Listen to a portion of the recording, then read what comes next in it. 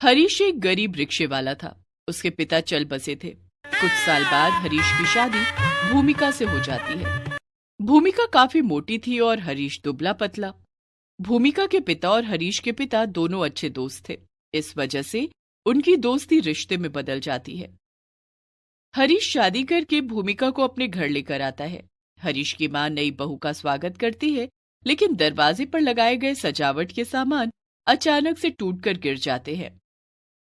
अरे, ये सब कैसे हो गया? तभी घूंघट की आड़ से भूमिका बोलती है, इन पर मेरा हाथ पड़ गया था, इसलिए ये सब टूट गए। कि मेरे हाथ का वजन संभाल नहीं पाए। ओह, कोई बात नहीं, मैं इन्हें ठीक कर दूंगा, तुम टेंशन मत लो। मैं क्यों टेंशन लूंगी? मुझे तो सिर्फ एक ही बात की टेंशन होती है। कौन सी बात? खाने की टेंशन। मुझे बहुत भूख लगती है। मुझे हर थोड़ी थोड़ी देर पर कुछ खाने की आदत है। अब मुझे बहुत जोर की भूख लगी है। मेरे लिए जल्दी कुछ खाने को लाओ। घर के अंदर तो चलो, मैं तुम्हारे लिए खाने को लाता हूं। तभी हरीश की माँ कहती है, क्या हुआ हरीश बेटा, तुम दोनों दरवाजे पर खड़े खड़े क्या बातें कर रहे हो? कुछ नहीं मां, तुम्हारी बहू को भूख लगी है। अच्छा, तो मैं अभी बहू के लिए मिठाइयां लाती हूँ। मिठाइयों का नाम सुनते ही भूमिका के मुंह में पानी आ जाता है। सास मालती उसके लिए प्लेट भरकर मिठाइयां लेकर आती है।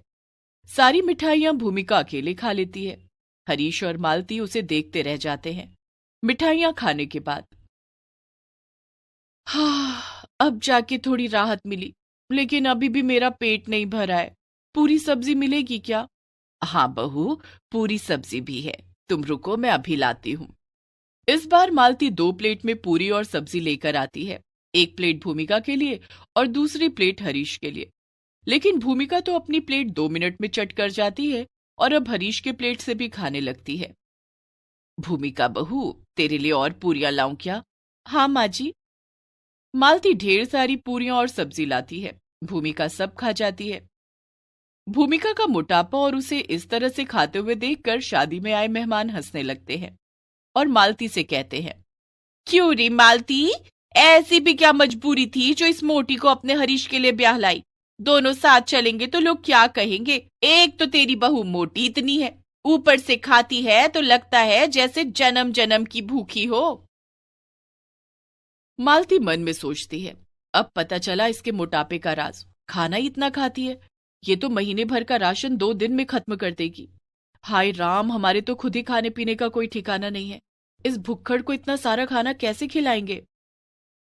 मालती चाची से कहती है, सुमन चाची, हरीश के पिताजी ने भूमिका के पिता से वादा किया था कि हरीश की शादी भूमिका से ही करेंगे। हमने उसी वादे की लाज रख ली। हमें क्या पता था कि ये इतनी मोटी है। भूमिका का खाना देखकर मालती और हरीश टेंशन में आ गए थे। शाम को दुल्हन की मुंह दिखाई की रस्म पूरी हुई। रात को जब भूमिका और हरीश सोने के लिए अपने कमरे में गए तो भूमिका के भार से चारपाई टूट गई और भूमिका जमीन पर गिर गई। हाय हाय राम, मैं मर गई। अरे भूमिका, अपना हाथ दो, मैं तुम्हें उठाता हूं। हरीश भूमिका को उठाने की कोशिश करता है, लेकिन वो इतनी मोटी और भारी थी कि वो उसे उठा नहीं पाता है और खुद भी गिर जाता है। कमरे में शोर सुनकर मालती आ जाती है। अरे, ये चारपाई कैसे टूट गई? मां, चारपाई भूमिका का भार सहन नहीं कर पाई। सहन करेगी भी कैसे? वजन देखा है बहू का, ऐसा लगता है जैसे 4 आदमियों का वजन लेकर बैठी है। हमें पहले पता होता तो हम शादी ही नहीं करते। मालती गुस्से में बोलकर वहां से चली जाती है। भूमिका को मालती की बात बहुत बुरी लगती है।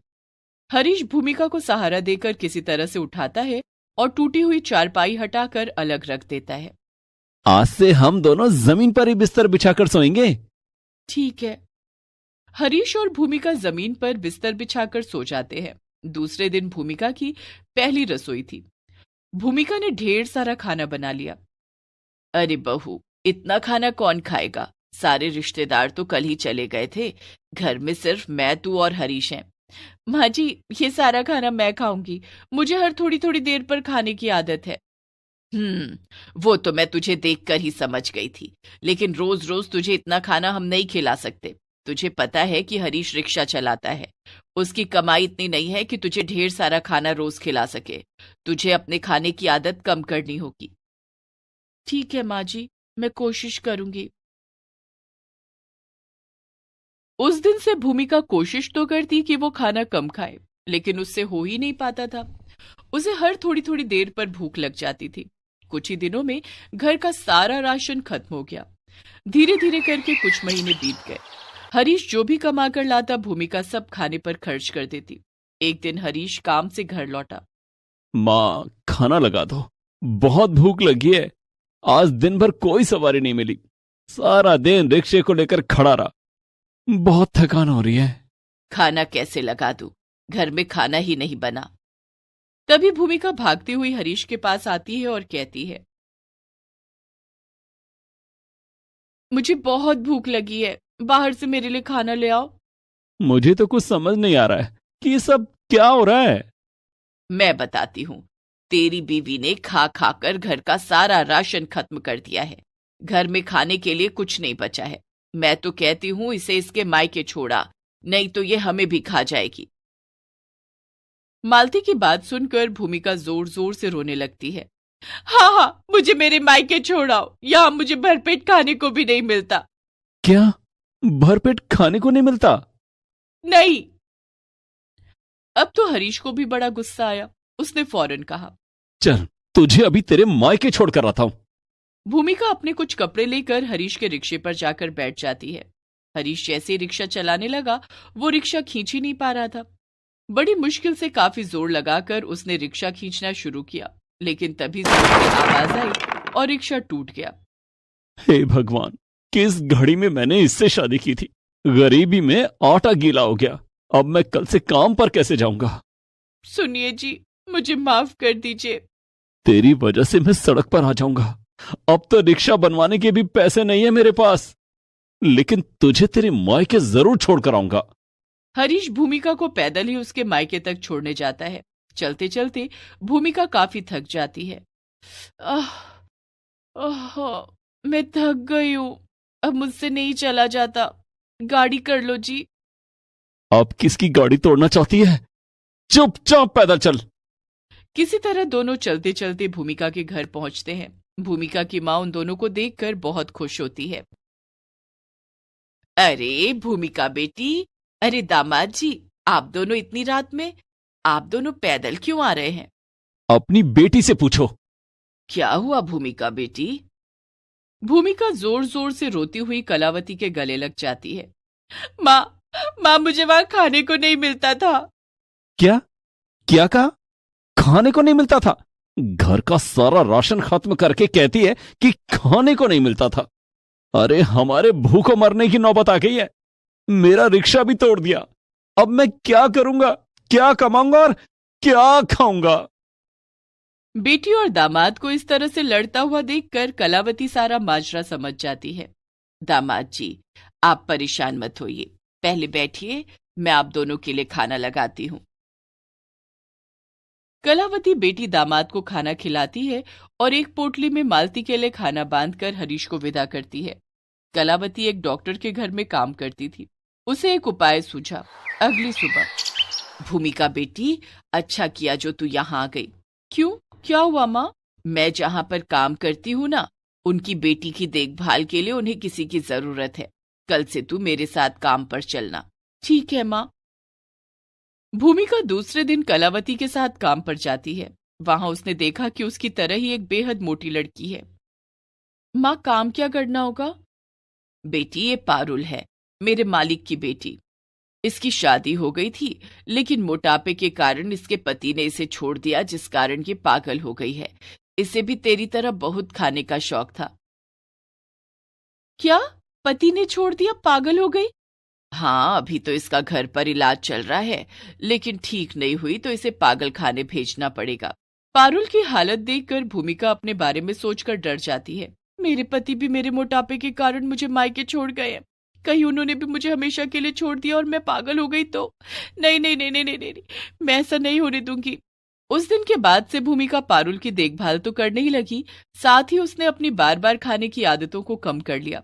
वो रोज सुबह उठकर व्यायाम भी करने लगी। कुछ महीनों में भूमिका का मोटापा कुछ कम हो गया। माँ, अब मैं ससुराल जाना चाहती हूँ। हाँ बेटी, जरूर जा। भूमिका अपने कमाए हुए पैसे लेकर ससुराल पहुंची। हरीश और मालती ने जब देखा कि उसका मोटापा काफी कम हो गया था, वे काफी हैरान हुए। भूमिका, तुम? भूमिका ने हरीश के हाथ में पैसे देते हुए कहा, मुझे एहसास हो गया है कि मेरे ज्यादा खाने और मोटापे की वजह से हमारा कितना नुकसान हुआ है। अब मैं और पतली होकर दिखाऊंगी। इन पैसों से आप रिक्शा ठीक करवा लेना। रिक्शा तो मैंने ठीक करवा लिया। हरीश और मालती भूमिका को गले लगा लेते हैं और अब भूमिका अपना वजन और कम करने में जुट जाती है। बबीता बहुत गरीब लड़की थी। पिता के देहांत के बाद छोटे भाई और माँ की जिम्मेदारी उसके नाजुक कंधों पर आ गई थी। लेकिन एक दिन अचानक बबीता की किस्मत बदल गई और वो जादुई मेहंदी वाली लड़की बन गई। भोलानाथ के देहांत के बाद सुनीता फूट फूट कर रो रही थी। बबीता ने अपनी माँ को ढांढस बंधाते हुए कहा, मत रो माँ, पिताजी का जाना हम सब के लिए बहुत दुखद है, लेकिन अगर तुम ही इस तरह टूट जाओगी तो मेरे छोटे भाई धीरू का क्या होगा? वो अभी बहुत छोटा है, उसे कौन संभालेगा?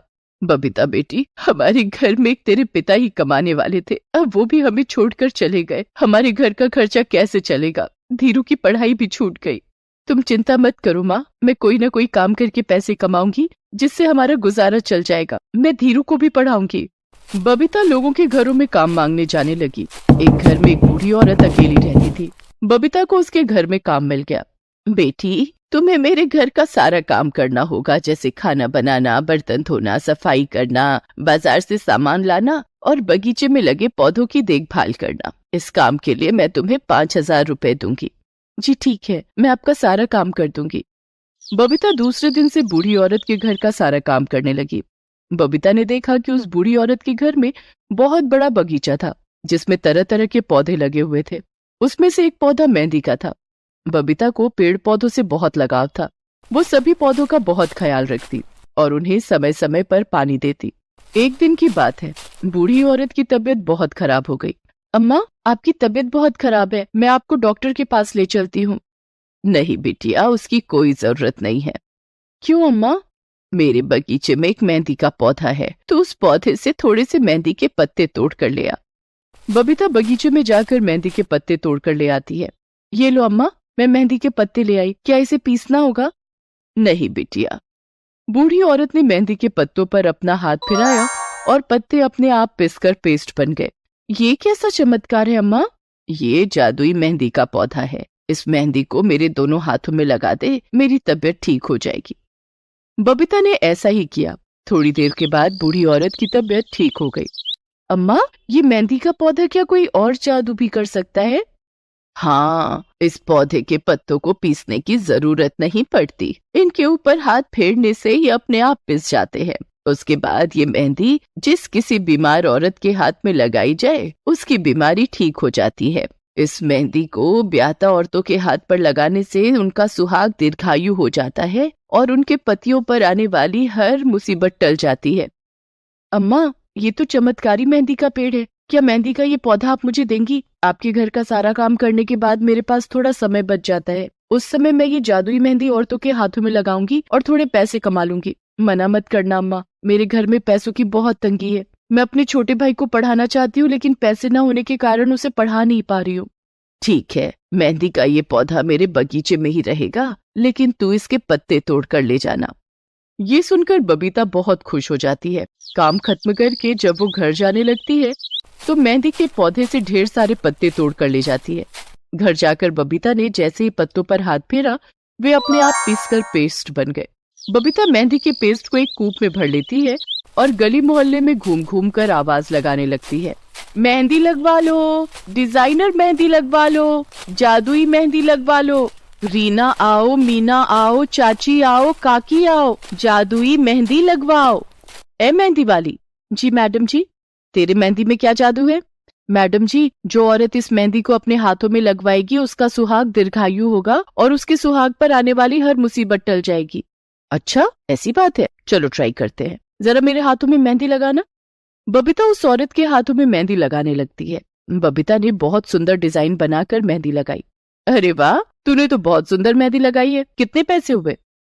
40 रुपए मैडम जी, 20 एक हाथ के और 20 दूसरे हाथ के। बस ठीक है, ये ले, तेरे 40 रुपए। और हाँ, तेरी मेहंदी में कोई जादू है या नहीं ये भी पता चल जाएगा। ठीक है मैडम जी, अच्छा अब मैं चलती हूँ। बबीता वहां से चली गई। तभी उस औरत का पति घर आ गया। अरे, आप इतनी जल्दी घर आ गए? आज ऑफिस से जल्दी छुट्टी हो गई क्या? ऑफिस की बिल्डिंग में आग लग गई है। आग बुझाने के लिए दमकल को बुलाना पड़ा। कई लोग अभी भी बिल्डिंग में फंसे हुए हैं। वो तो अच्छा हुआ कि ऑफिस पहुंचने से पहले किसी ने मुझे फोन करके सब बता दिया और मैं घर वापस आ गया। अच्छा, तभी उस औरत को बबीता की बात याद आई। मैडम जी, जो औरत इस मेहंदी को अपने हाथों में लगवाएगी उसका सुहाग दीर्घायु होगा और उसके सुहाग पर आने वाली हर मुसीबत टल जाएगी। उस मेहंदी वाली ने ठीक कहा था। ये मेहंदी सचमुच में जादुई है। मेरे सुहाग पर आने वाली मुसीबत पहले ही टल गई, वरना आज कुछ भी हो सकता था। अरे तुम क्या बड़बड़ा रही हो? औरत ने अपने पति को जादुई मेहंदी वाली बात बताई। अरे ये जादू वादू कुछ नहीं होता, ये सब बेकार की बातें हैं। लेकिन कुछ तो बात जरूर है। उधर बबीता मेहंदी लगाने के लिए आवाजें लगा रही थी। मेहंदी लगवा लो, डिजाइनर मेहंदी लगवा लो, जादुई मेहंदी लगवा लो। ए मेहंदी वाली, मेरे दोनों हाथों में मेहंदी लगा दे और पैसे मैं तब दूंगी जब तेरी मेहंदी अपना जादू दिखाएगी। ठीक है मैडम जी। बबीता उस औरत के दोनों हाथों में मेहंदी लगा देती है। मेहंदी लगाने के बाद, अच्छा मैडम जी, अब मैं चलती हूँ। मैं कल फिर आऊंगी अपने पैसे लेने। पैसे तो तब मिलेंगे ना जब तेरी मेहंदी अपना जादू दिखाएगी। मैडम जी, मेरी जादुई मेहंदी का जादू आपको जरूर दिख जाएगा। इतना कहकर बबीता वहां से आगे चली गई और मेहंदी लगाने के लिए आवाजें लगाने लगी। थोड़ी देर में उस औरत के पति का फोन आया। हेलो। हेलो सुजाता, आज मैं बाल बाल बच गया, नहीं तो मेरा एक्सीडेंट हो जाता। अरे लेकिन ये सब कैसे हुआ? मैं ऑफिस जा रहा था, तभी पीछे से एक तेज रफ्तार ट्रक आ रही थी। ट्रक मुझे धक्का मारने वाली थी कि किसी ने मेरा हाथ पकड़कर मुझे अपनी तरफ खींच लिया और मेरी जान बच गई। अच्छा, वो मेहंदी वाली ठीक ही कह रही थी, ये जादुई मेहंदी है। कौन मेहंदी वाली? औरत अपने पति को बबीता के बारे में सब कुछ बता देती है। इधर बबीता की जादुई मेहंदी अपना काम कर रही थी। बबीता दूसरे दिन भी जादुई मेहंदी लगाने के लिए गली मोहल्लों में निकली। मेहंदी लगवा लो, जादुई मेहंदी, बड़ी से बड़ी बीमारी ठीक कर देगी जादुई मेहंदी। तभी बबीता को उस औरत ने आवाज लगाया जिसने उसे मेहंदी लगाने के पैसे नहीं दिए थे। ए मेहंदी वाली। जी मैडम जी। ये ले तेरे पैसे, तूने सही कहा था तेरी मेहंदी जादुई है। कल तेरी जादुई मेहंदी के कारण मेरे पति की जान बच गई। मेरी तरफ से कुछ और पैसे रख ले। धन्यवाद मैडम जी। तभी मोहल्ले की और औरतें भी बबीता को मेहंदी लगाने के लिए बुलाने लगी। ए मेहंदी वाली, जरा इधर आना। जी मेम साहब, मेरी सास को पिछले 5 दिन से बुखार है, उनका बुखार नहीं उतर रहा। क्या तेरी मेहंदी से बड़ी बीमारी ठीक हो जाती है? जी मेम साहब, मैं अभी अम्मा जी के हाथों में मेहंदी लगा देती हूँ। बबीता ने उस औरत की सास के दोनों हाथों में मेहंदी लगा दी और कुछ ही देर के बाद उसका बुखार उतर गया। अरे वाह, तेरे हाथों में तो जादू है। ये ले, मेरी तरफ से 200 रुपए। डॉक्टर के पीछे हम इससे ज्यादा पैसे खर्च कर चुके हैं, लेकिन कोई आराम नहीं मिला। तेरी जादुई मेहंदी के कारण मेरी माँ जैसी सास की तबीयत ठीक हो गई है। धन्यवाद मैडम जी। अब पूरे शहर में बबीता और उसकी जादुई मेहंदी की चर्चा होने लगी थी। लोग उसे अपने घर बुलाकर मेहंदी लगवाते और उसे ज्यादा पैसे देते। इधर बबीता अपनी मालकिन के घर भी काम करती और बचे हुए समय में औरतों के हाथों में जादुई मेहंदी लगाती। औरतों ने उसे जादुई मेहंदी वाली लड़की के नाम से बुलाना शुरू कर दिया था। इसी तरह से धीरे धीरे दिन बीत रहे थे। जादुई मेहंदी के कारण बबीता की अच्छी कमाई होने लगी थी। उसने अपने छोटे भाई धीरू का नाम स्कूल में लिखवा दिया था। घर की आर्थिक हालत भी सुधरने लगी थी। तभी एक दिन अचानक बबीता की मालकिन का देहांत हो गया। माँ, मालकिन तो रही नहीं, अब मैं कहाँ काम करूंगी? सिर्फ मेहंदी लगाकर तो गुजारा नहीं हो सकेगा, मुझे फिर से दूसरों के घरों में काम मांगने जाना पड़ेगा। बबीता बेटी, अब तुझे किसी के घर पर काम करने की क्या जरूरत है? मालकिन के घर से वो जादुई मेहंदी का पौधा हमारे घर ले आ और यहीं लगा दे। मेरी मान तो तू अब सारा ध्यान मेहंदी लगाने के काम पर लगा। ठीक है माँ। बबीता ऐसा ही करती है। वो अपनी मालकिन के घर से जादुई मेहंदी का पौधा अपने घर ले आती है और अब फुल टाइम मेहंदी लगाने का काम करने लगती है। उसकी जादुई मेहंदी के कारण दूर दूर से औरतें उससे मेहंदी लगवाने आती। धीरे धीरे बबीता का मेहंदी लगाने का काम बहुत अच्छा चल पड़ा और उसकी अच्छी कमाई होने लगी। बबीता ने कुछ पैसे इकट्ठे करके एक मेहंदी पार्लर खोल लिया। अब शहर की बड़ी बड़ी शादियों में उसे दुल्हन को मेहंदी लगाने के लिए बुलाया जाने लगा। फोन पर, बबीता, कल मेरी बेटी की शादी है। मैं चाहती हूँ कि तुम उसके हाथों में जादुई मेहंदी लगा दो, जिससे उसका सुहाग दीर्घायु हो और सुरक्षित रहे। मैं तुम्हें पैसों में तोल दूंगी।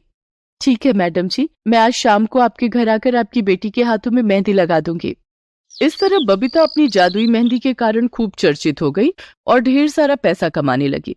अब बबीता ने अपने और अपने परिवार के लिए एक बड़ा सा घर खरीद लिया और धीरू का एडमिशन शहर के सबसे बड़े स्कूल में करवा दिया। बेटी, धन्य है वो बूढ़ी अम्मा जिनके कारण तुझे जादुई मेहंदी का पौधा मिला और हमारी गरीबी दूर हो गई। हाँ माँ, आज मैं जो कुछ भी हूँ उनकी वजह से ही हूँ। Please subscribe this channel.